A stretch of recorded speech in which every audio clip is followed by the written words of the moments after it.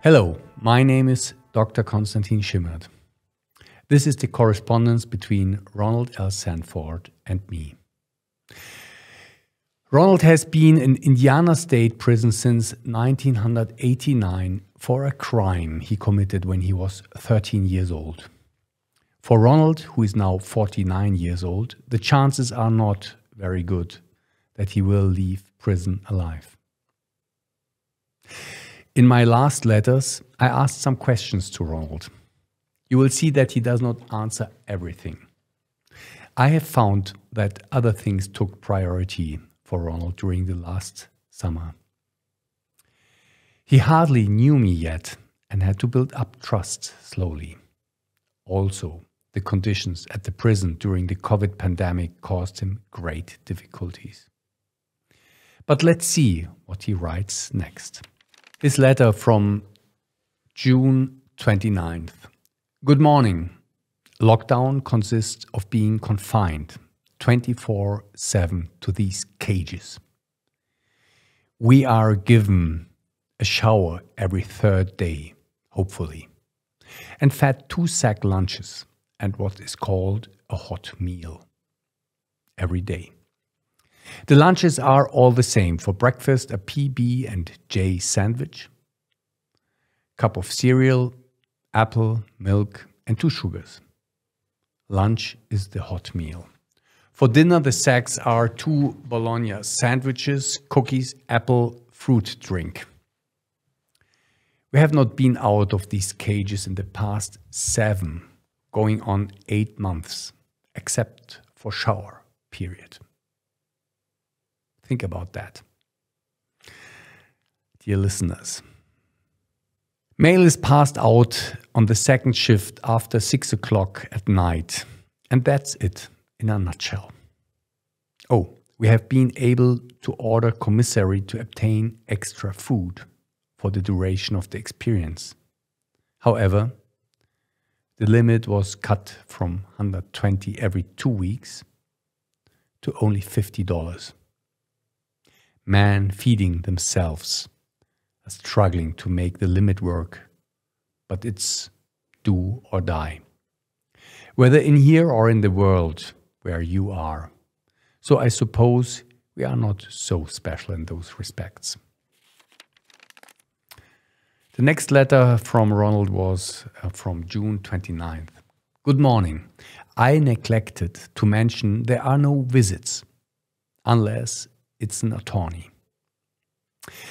We have been without personal visits for over 14 months now. I don't know if we ever get them back. Truth be told, holding out hope. There are now some men out in the ranges called range tenders who have freedom of movement within the cell house.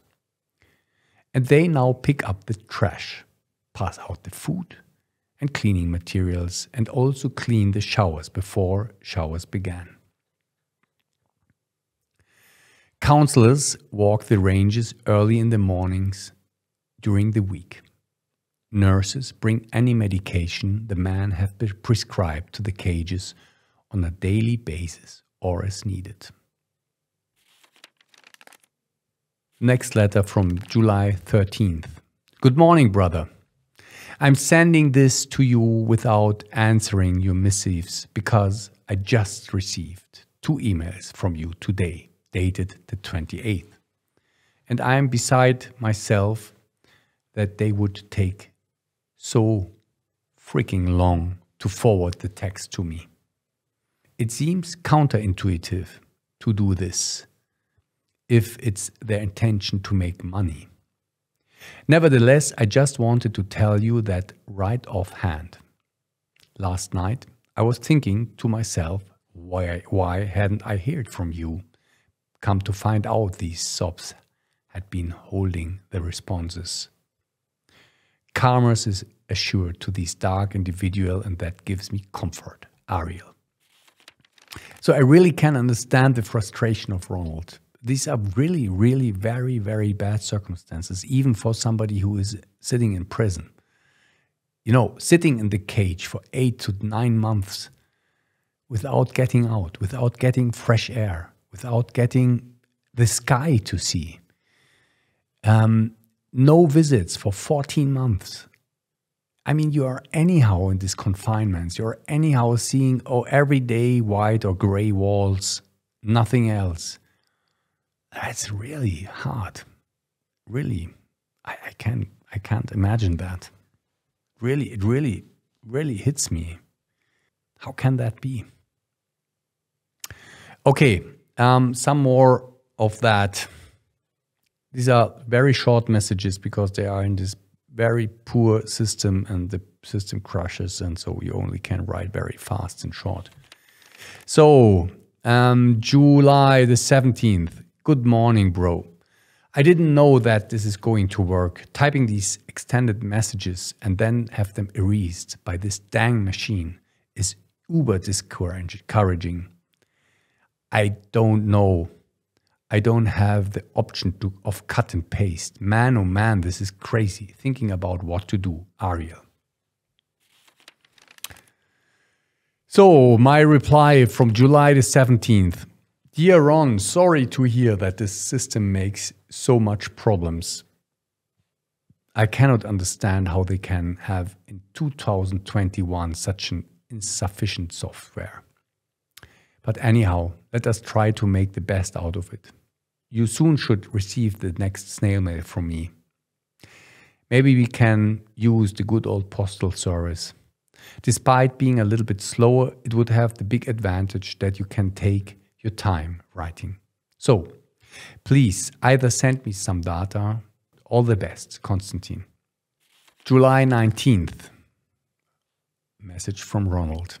Good morning, brother. I pray all is well with you and your family, given the situation unfolding in the country due to the rains. I don't know how close your proximity is relative to the images being shown over the television, but hopefully you and yours have been spared a most unfortunate occasion. Ariel. July 23rd, message from me to Ronald. Dear Ariel, thank you for your prayers and good thoughts. Yes, this was a very dramatic situation and unfortunately many have died. We were lucky as this was another part of the country, 400 miles away. We didn't have those rains here in Munich. I hope you are doing well. Is the lockdown over? All the best, Konstantin. Maybe just a little comment. We had heavy rain at that time in Germany, and the heavy rain caused a huge landslide in Germany, in a certain part of Germany, and many people died. So, and Ronald obviously saw this in the television, and so he was concerned about me. That touched me also because it's really touching how we all are in one world. Even if you are sitting in the cell, even if you're sitting in the cage, at least you a little bit you can participate on what's going on out in the world.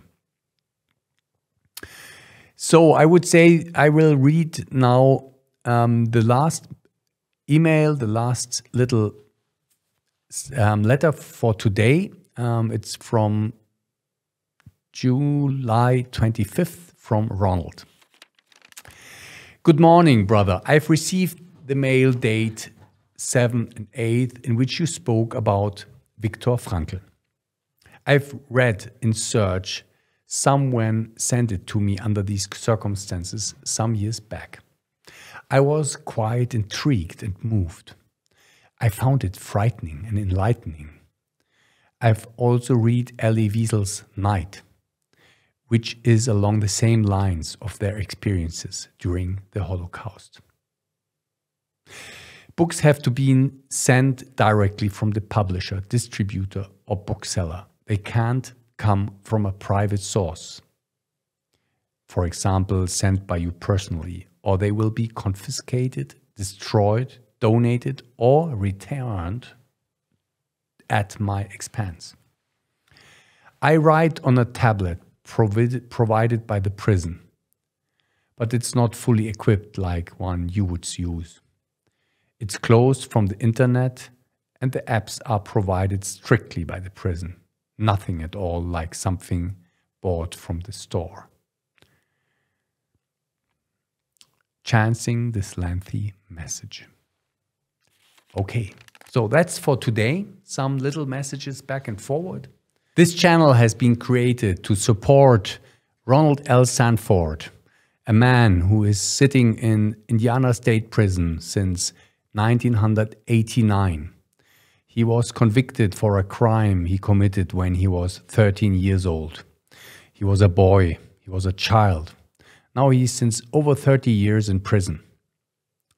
We want to support him, we want to help him, but we also want to learn from him because it's an interesting man, it's an interesting person, and it is for us a chance to have an insight into a human experience that most of us never will experience, hopefully. You can support Ronald by following this channel, hitting the like button, hitting the bell.